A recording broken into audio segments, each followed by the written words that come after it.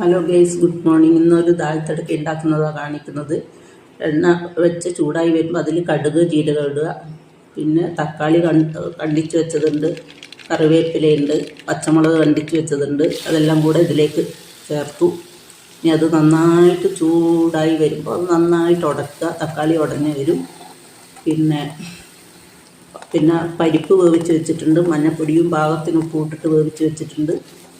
ഇത് നന്നായി മൂത്ത് വരുമ്പോൾ അതിലേക്ക് ശകലം മഞ്ഞൾപ്പൊടിയും മുളക് പൊടിയും ഒരു പേരിനിടുക.